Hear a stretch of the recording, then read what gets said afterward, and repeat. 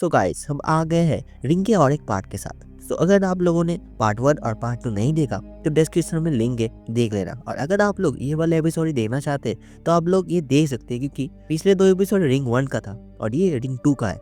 पर अच्छा एक्सपीरियंस के लिए वो 2 वीडियोस देख लेना। सो स्टोरी को आगे बढ़ाते हैं। कहानी की शुरुआत होती है जैक और उसके स्कूल के एक दोस्त एमिली के साथ। फिलहाल ये दोनों दोस्त हैं, लेकिन धीरे धीरे इन दोनों के बीच बात आगे बढ़ रही होती है। जैक उसे फ्लर्ट कर रहा होता है और उससे कहता है कि मैं तुम्हारे लिए एक सरप्राइज रखा है। इतना कहने के बाद वो एमिली के साथ अपने घर चले जाते हैं। एमिली का भी मन होता है, इसलिए वो जैक के साथ उसके घर आने के लिए तैयार हो जाता है। यहाँ जैक उससे कहता है कि मेरे पास एक टेप है जिसके अंदर काफी डरावनी वीडियोस है। मैं चाहता हूँ कि तुम एक बार इस वीडियो को देखो। इस पर एमिली कहती है, हम यहाँ वीडियो देखने के लिए आया क्या? तो जैक कहता है, नहीं नहीं, हम सब करेंगे, लेकिन बस तुम एक बार ये वीडियो देख लो। इतना कहकर जैक बार बार घड़ी को देख रहा होता है। एमिली को मना कर वो उसे टेप दे देता है और फिर जैक दूसरे रूम में चला जाता है। जैक के जाने के बाद एमिली उस टेप को डीवीडी प्लेयर में लगाकर प्ले कर देती है। इस बीच हमें दिखाया जाता है जैक किस चीज को लेकर काफी परेशान होता है। खैर, जब एमिली टेप प्ले करती है तब वो उसमें काफी अजीब वीडियोस देखती है। कुछ टाइम बाद अचानक जैक देखता है कि उसके रूम में ढेर सारा पानी आ रहा है। वो भागकर एमिली के पास जाता है, जहाँ उसे पता चलता है कि एमिली ने वीडियो को प्ले तो किया है लेकिन देखा नहीं था। जिसकी वजह से उस वीडियो के लास्ट में हमें एक कुआं दिखाया जाता है। उस कुआं के अंदर से एक खौफनाक लड़की बाहर निकलती है जो जैक को बहुत बुरी तरह से मार देती है। अब इसके बाद सीन शिफ्ट होता है और हमें एक फैमिली दिखाई जाती है। इस फैमिली में हम रैचल नाम की एक माँ को देखते हैं और उसका छोटा बेटा ईडन को देखते हैं। और ये दोनों पार्ट 1 में और पार्ट 2 में आपको दिखाई देगा। ये फैमिली यहाँ पे हाल फिलहाल में शिफ्ट हुई है, क्योंकि पहले ये लोग जहाँ रहते हैं वहाँ इनके साथ एक घटना हुई थी जो आपको पार्ट 1 और पार्ट 2 में मिल जाएगा। उसी घटना से उभरने के लिए रैचल और अपने बेटे के साथ यहाँ शिफ्ट हुई थी। यहाँ हमें पता चलता है कि रैचल एक पत्रकार है। वो अलग अलग आर्टिकल्स पर काम कर रही होती है। उसके पास मैक्स आता है जो उसे कहता है, कल रात एक घटना हुई है। एक लड़के के घर में पता नहीं कहाँ से ढेर सारा पानी आ गया। चौंकाने वाली बात है कि उस लड़के की मौत हो चुकी होती है। उस घर में एक लड़की भी थी जो बेसमेंट में छुपी हुई थी। ये हमारे लिए एक अच्छी न्यूज़ है, इस पर हम आर्टिकल छाप सकते हैं। दरअसल यहाँ पर एमिली और जैक की बात हो रही थी। वैसे जैक की मौत हो चुकी थी, इसलिए एमिली को पुलिस वाले गिरफ्तार कर लेते और उसे पूछताछ करने लगते हैं। जब इन सब के बारे में रेचल को पता चलता है तो वो जैक के घर पर आती है। दरअसल वो ये देखना चाहती थी कि आखिर यहाँ पर क्या हुआ था। जैक की बॉडी को चेक करने के लिए वो छुप के एम्बुलेंस के अंदर जाती है और जब वो उसका चेहरा देखता है तो वो बहुत डर जाती है। इस वक्त रेचल सोच रही होती है, नहीं ऐसा नहीं हो सकता, मैंने तो सिर्फ एक टिप बनाई थी। ये सब कहते हुए जब वो चेन बंद करने लगती है तब अचानक से ये लड़की रेचल का हाथ को पकड़ लेती है। ये वही भूतिया लड़की थी जिसने जैक को मारा था और जो कुएं से बाहर निकली थी। इस लड़की को देखकर रेचल काफी डर जाती है। खुद को छुड़ाने के लिए वो हाथ झटक देती है। रेचल खुद से कहती है, ऐसा नहीं हो सकता, जो मर चुका है वो जिंदा कैसे हो सकता है। ये सब सोचते हुए वो पुलिस स्टेशन में चली जाती है उस लड़की से बात करने के लिए जो जैक की साथी थी। वो एमिली के पास जाकर कहती है, मुझे पता है वहाँ क्या हुआ था, मुझे बस इतना बताओ तुमने टेप देखी है या नहीं। इस पर एमिली कहता है, नहीं मैंने टेप नहीं देखी। क्या तुम ऐसी इंसान को जानती हो जिसने वो टेप देखी हो? एमिली कहती है, नहीं मुझे नहीं पता। रैचल के पूछने पर एमिली बताती है कि वो टेप अभी भी जैक के घर में ही है। रात के टाइम चुपके से रैचल सीधा जैक के घर जाती है और डीवीडी प्लेयर से उस टेप को बाहर निकाल लेती है। टेप लेने के बाद वो काफी दूर चली जाती है। यहाँ पर वो आग जलाती है और उस टेप को आग में डाल देती है। उसे लगता है कि ऐसा करने में टेप खत्म हो जाएगा। जैसे ही टेप जलकर राख होता है, ठीक उसी वक्त रैचल की घर की टीवी खुद ब खुद चल पड़ती है। ईडन उठ जाता है और टीवी ऑन कर देता है। जैसे ही वो टीवी ऑन करता है, पता नहीं कहां से पूरे घर में पानी पड़ना शुरू हो जाता है। ठीक उसी वक्त टीवी के अंदर वो भूतिया लड़की दिखाई जाती है जो अपने हाथ बाहर निकालकर ईडन को टीवी के अंदर खींच लेती है। जैसे ही ईडन टीवी के अंदर जाती है, उसी वक्त अचानक उसकी आंख खुल जाती है। असल में ये ईडन का एक सपना था। हालांकि रैचल पूछती है कि वो कौन सा सपना था, जिसके बाद ईडन झूठ बोलते वह कहता है कि मुझे याद नहीं। जब ईडन तैयार हो जाता है तब रैचल उसे घुमाने के लिए एक घर के पास एक मेले में उसे ले जाता है। यहाँ पर रैचल जब अपने दोस्तों से बात कर रही होती है तब ईडन मेले में अकेला ही घूमने लगता है। वो अपने कैमरा में हर किसी की फोटो भी क्लिक कर रहा था। इस तरह घूमते घूमते वो वॉशरूम तक पहुंच जाता है। जब वो वॉशरूम में जाता है तब उसे पानी देखकर भी डर लगने लगता है। कहने का मतलब ये है कि जिस भी पानी के पास वो जाता है वो पानी अचानक से गायब हो जाता है। जब वो जाकर नल के पानी चालू करता है तो अचानक से नल का पानी भी बंद हो जाता है। अचानक से ईडन की नजर आईने पर पड़ती है। आईने में वो एक भूतिया लड़की को देखती है। हालांकि वो लड़की उसके पीछे नहीं थी, बल्कि सिर्फ आईने पे ही थी। ईडन फटाफट उसकी कुछ तस्वीरें खींच लेता है। इधर जो रैचल थी वो ईडन को ढूंढते ढूंढते वॉशरूम तक आ जाती है। तब वो ईडन को टच करती है। तब रैचल को मालूम पड़ता है कि ईडन का पूरा शरीर ठंडा पड़ चुका है, इसलिए तो वो जल्दी ईडन को लेकर अपने घर आ जाती है। यहाँ रैचल पूछती है, क्या तुम्हें उस सपने के बारे में कुछ याद आया? ईडन कोई जवाब देता उससे पहले ही कि कार के सामने एक हिरन आ जाता है। शुक्र था कि रैचल गाड़ी संभाल लेती है। वो हिरन कुछ करता नहीं है, बल्कि चुपचाप जंगल की तरफ चला जाता है। लेकिन तभी अचानक से 2 हिरन और आ जाते हैं, जो बहुत ही बुरी तरह से इनकी गाड़ी में हमला कर देते हैं। रैचल जैसे ही गाड़ी स्टार्ट करके भागने लगती है, तब सामने और एक हिरन आ जाता है, जो इनकी गाड़ी से टकरा जाता है। कुछ ही समय में अचानक से ढेर सारे हिरन जंगल के बाहर आ जाते हैं और जंगल के चारों तरफ से इनकी गाड़ी को घेर लेते हैं। ये सारे हिरन सिर्फ ईडन को घूर रहे होते हैं।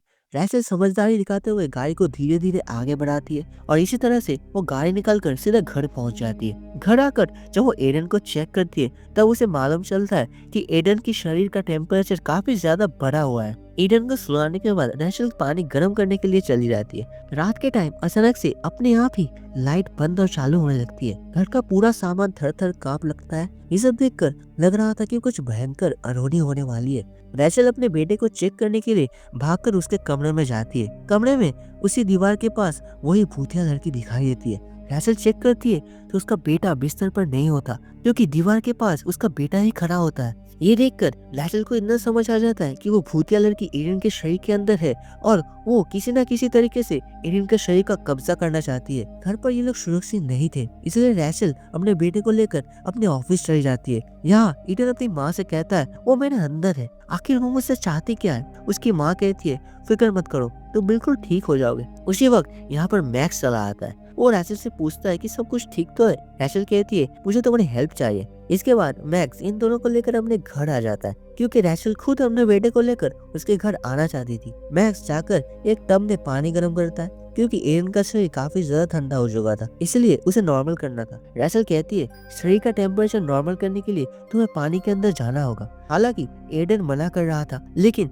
फिर भी वो उसे जबरदस्ती पानी में डाल देती है। इसके बाद रैचल दोबारा अपने घर चली जाती है अपना कुछ सामान लाने के लिए, क्योंकि रैचल अपने बेटे के साथ इस जगह को छोड़कर जाने वाली थी। लेकिन घर आने के बाद कैमरा में वो अपने बेटे के साथ उस लड़की को देख लेती है, जिसे देखकर उसे समझ आ जाता है कि ये लोग चाहे कहाँ भी जाए, वो लड़की ईडन का पीछा नहीं छोड़ने वाली। इधर हमें दिखाया जाता है कि जब मैक्स फोन पर किसी से बात कर रही होती है, तो अचानक से दरवाजा बंद हो जाता है। इसके बाद मैक्स ईडन को आवाज लगाता है, लेकिन ईडन कोई रिप्लाई नहीं देता। अचानक से कमरे के अंदर से ढेर सारे पानी बाहर आने लगता है, जिसे देखकर मैक्स घबरा जाता है। उसी वक्त यहाँ पर रेचल भी आ जाती है। काफी देर तक ये लोग कोशिश करने लगते हैं, पर दरवाजा नहीं खुलता। थोड़ी देर बाद दरवाजा अपने आप खुल जाता है। रेचल देखती है कि टब के सारा पानी हवा में उड़ रहा होता है, और वो ये भी देखता है कि एक हाथ ईडन को पकड़ कर रखा हुआ है। रेचल जल्दी ईडन को जगाने की कोशिश करता है। जैसे ही ईडन को होश आता है, कमरे का सारा पानी अचानक से नीचे गिर जाता है। रेचल देखती है कि टब में उसका बेटा नहीं, बल्कि वही भूतिया लड़की होती है, इसलिए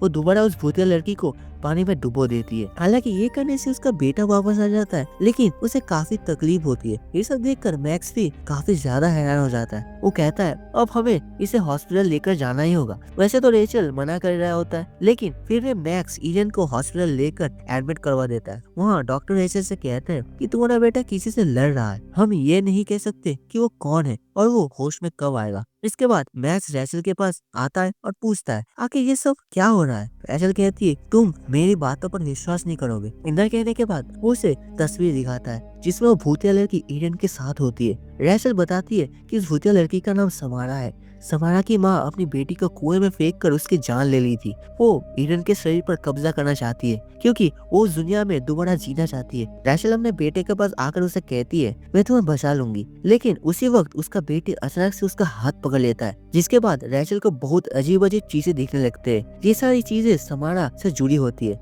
रैचल अपने बेटे से कहता है मैं तुमसे बहुत प्यार करती हूँ, तुम्हें बचाने के लिए मैं कुछ भी करने को तैयार हूँ, चाहे कुछ भी हो जाए। मैं समारा को तुम्हारे शरीर पर कब्जा करने नहीं दूंगी। अपने बेटे को बचाने के खातिर रैचल उन लोगों के घर जाती है जिन्होंने समारा को गोद लिया था। पता नहीं कैसे रैचल ने इस जगह का एड्रेस निकाल लिया था। यहाँ आने के बाद उसकी मुलाकात एक आदमी से होती है जो उस घर को बेचने का काम कर रहा होता है। वो बताता है कि घर की पुरानी मालिक यहाँ से जा चुका है और अब इस घर को बेचने की जिम्मेदारी मुझे दी गई है। यहाँ वो आदमी रेचल को बताता है कि घर में जो थोड़ा बहुत सामान बचा हुआ था उसे बेसमेंट में रखा गया है। इसके बाद जब रेचल बेसमेंट में जाती है तब उसे वहाँ एक बैग मिलता है। उस बैग के अंदर एक डायरी और कुछ कपड़े होते हैं। इस डायरी में समारा के बारे में काफी कुछ लिखा होता है। इस डायरी के जरिए रेचल को पता चलता है कि समारा की माँ उसे कहाँ जन्म दिया था। सीन शिफ्ट होता है और हमें हॉस्पिटल का सीन दिखाया जाता है जहाँ टीवी पर एक वीडियो प्ले होता है और उसके बाद अचानक एडन की आंख खुल जाती है। जब एडन को होश आता है तब उसके पास एक महिला आती है जो एक थेरेपिस्ट होती है। वो एडन से सवाल पूछकर ये जानना चाहती थी कि आखिर उसके साथ क्या हो रहा है। इस पर एडन कहता है मुझे अपने घर अपने माँ के पास जाना है। मेरी माँ मुझसे बहुत प्यार करती है, वो मुझे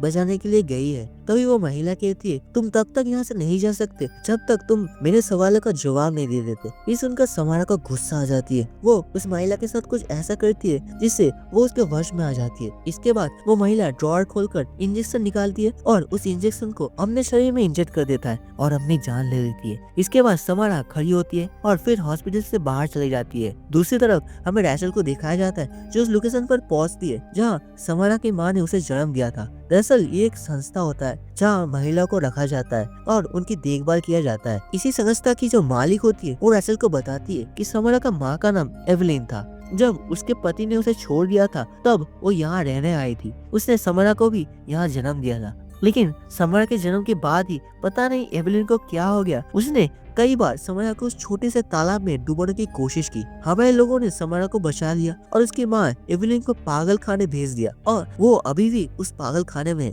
अगर चाहो तो तुम जाकर उससे बात कर सकती हो। रेचल पागल खाने की लोकेशन लेकर एवलिन के साथ मिलने चली जाती है। यहाँ रेचल को पता चलता है कि बच्चों वाले परिवार अक्सर एवलिन से मिलने आया करते थे। ये सुनकर रेचल तो हैरान हो जाती है। रेचल अंदर जाकर एवलिन से कहती है मुझे तुम्हारी बेटी समारा के बारे में बात करनी है। वो मेरे बेटी का शरीर पर कब्जा कर रही है, मुझे बताओ मैं उसे कैसे रोक सकती हूँ। इस पर एवलिन कहती है उसे पानी से नफरत है, लेकिन अगर तुम उसे रोकना चाहती हो तो तुम्हें अपना बेटे को मारना होगा। तुम्हें अपने बेटे को पानी में डुबाना होगा, तभी वो तुम्हारे बेटे का शरीर को छोड़ेगी। इसके अलावा और कोई ऑप्शन नहीं है। मैंने भी यही किया था। तुम्हें एक अच्छी माँ बनकर ये काम करना होगा। इसके बाद हमें एडन का सीन दिखाया जाता है जो मैक्स से घर आकर बैठा होता है। कुछ समय बाद मैक्स जब अपने घर पर आता है तब वो एडन को देखकर काफी ज्यादा हैरान हो जाता है। अंदर आकर वो एडन से पूछता है तुम हॉस्पिटल से घर कब आए? जिस पर एडन कहता है मुझे हॉस्पिटल की जरूरत नहीं है, मैं बिल्कुल ठीक हूँ। इसके बाद मैक्स ईडन का तस्वीर क्लिक करने लगता है। दरअसल वो देखना चाहता था कि क्या सच में वो भूतनी लड़की उसके शरीर के अंदर है या नहीं। लेकिन तभी ईडन कहता है अगर तुम तस्वीर क्लिक नहीं करोगे तो मैं तुम्हें सब कुछ बताऊंगा। इसके बाद मैक्स तस्वीर क्लिक नहीं करता, लेकिन ईडन को मालूम हो जाता है कि मैक्स ने कैमरा ऑन कर रखा है और उसकी सेल्फी भी क्लिक हो रही है। खैर अब कुछ समय बाद रेचल दोबारा मैक्स के घर पहुंच जाती है। तब ईडन पीछे से आकर रेचल को पकड़ लेता है। रेचल पूछती है मैक्स कहाँ है? उसका कोट यहीं पड़ा हुआ था। इस पर ईडन कहता है हाँ वो आया था, लेकिन अब यहाँ से जा चुका है। इसके बाद ईडन अपनी माँ को अपने पास बिठाता है और टीवी देखने लगता है। लेकिन जब रेचल को मालूम चलता है कि मैक्स की कार अभी भी बाहर खड़ी है तो वो चेक करने के लिए बाहर आती है। मैक्स अभी भी ड्राइविंग सीट पर बैठा होता है, लेकिन जैसे ही रेचल उसका चेहरा देखती है बहुत ज्यादा डर जाती है क्योंकि समारा ने मैक्स को भी मार दिया होता है। रेचल को पता था कि समारा उसके बेटे की शरीर में है, लेकिन वो अपने बेटे को नुकसान नहीं पहुंचाना चाहती थी। इसके बाद रेचल घर के अंदर चली जाती है और ईडन के लिए ब्रेकफास्ट बनाती है। ईडन का ब्रेकफास्ट में वो नींद का पाउडर मिला देती है क्योंकि वो ईडन को सुलाना चाहती थी। जब ईडन ब्रेकफास्ट करता है तो कुछ ही देर में उसे नींद आने लगती है। रेचल ईडन को बिस्तर पर लिटा देती है और फिर टब में गर्म पानी भरने लगता है। समारा की माँ ने जो कहा था रेचल वही करने जा रही थी। हालांकि इससे उसके बेटे की जान खतरे में पड़ सकती थी, लेकिन इसके अलावा और कोई ऑप्शन नहीं था। जब वो ईडन को पानी में डुबाने वाली होती है तब अचानक ईडन की आंख खुल जाती है। ईडन कहता है मेरे अंदर वो नहीं है, मैं आपका बेटा हूँ। लेकिन रेचल को पता है कि वो झूठ बोल रहा है, इसके लिए वो पानी में से डुबा देती है। समारा को सारा देर तक पानी में रहने की वजह से तकलीफ होने लगती है और पल भर में पूरा पानी काला हो जाता है। तभी अचानक ईडन के शरीर में से समारा बाहर निकल आती है, लेकिन कुछ ही पलों बाद वो अचानक गायब हो जाती है। ऐसा लगता है कि वो खत्म हो चुकी हो। इसके बाद रेचल फटाफट अपने बेटे को तब से बाहर निकाल लेती है। कुछ ही समय बाद उसके बेटे को होश आ जाता है। उसी वक्त अचानक से उन्हें एक आवाज सुनाई देती है। ये लोग जब टीवी में देखते हैं तभी उसे मालूम चलता है कि टीवी ऑन है और टीवी में वही कुआं दिखाया जा रहा होता है जिसमें समारा को मारा गया था। समारा एक बार फिर से कुआं से बाहर निकलकर ईडन को लेने के लिए आ रही होती है, लेकिन रेचल टीवी के सामने जाकर बैठ जाती है और कहती है, मेरे बेटे को छोड़ दो, मुझे अपने साथ ले जाओ। इसके बाद समारा अपने दोनों हाथों को बाहर निकालती है और रेचल को पकड़ लेती है और उसे टीवी के अंदर खींच लेती है। कुछ समय बाद रेचल को मालूम चलता है कि वो उसी कुआं में है जिसमें समारा रहती है। यहाँ पर जब रेचल ऊपर देखती है तो उसे मालूम चलता है कि कुआं का दरवाजा खुला हुआ है। वो समझ जाती है कि दरवाजा खुला होने की वजह से समारा बार बार इस कुआं से बाहर निकल आती है। दरवाजा बंद करने के लिए वो फटाफट ऊपर की तरफ चढ़ने लगती है, लेकिन उसी वक्त समारा भी कुआं के पानी से ऊपर आती है और रैचल को रोकने की कोशिश करती है। रैचल ऊपर की तरफ भाग रही होती है और समारा बिल्कुल उसे पीछे आ रही होती है। रैचल के पैरों से एक पत्थर हटने की वजह से वहां से पानी निकलने लगता है। उसी पानी की वजह से समारा दोबारा कुआं में गिर जाती है। रैचल फौरन बाहर आकर कुआं की दरवाजा बंद कर देती है, लेकिन अभी भी वो समारा की दुनिया में फंसी होती है। वो आगे बढ़ती है और उसे वही जगह दिखती है जिसे उसने टेप की वीडियो में देखा था। बिल्कुल इसी जगह में समारा की माँ ने छलांग लगाई थी। अब यहाँ से कूदने के बाद क्या होगा अब रैचल को पता नहीं होता, लेकिन फिर भी वो कूद जाती है और इस सपने की दुनिया से बाहर निकल आती है। इस तरह से वो अपनी असली दुनिया में अपने बेटे के पास पहुंच जाती है और ऐसे ही खत्म हो जाता है ये खतरनाक कहानी। सो वीडियो पसंद आया तो एक लाइक करना और चैनल को जरूर सब्सक्राइब करना। सो गाइस, मैंने पूरा रिंग 1 और रिंग 2 कवर कर लिया हो। सो इस सीरीज का कौन सी पार्ट आपको सबसे अच्छा लगा कमेंट में जरूर बताना। बेल आइकन को दबा के रखना क्योंकि नेक्स्ट वीडियो बहुत जल्दी आने वाला है। सो आज के लिए नहीं, बाय गाइस।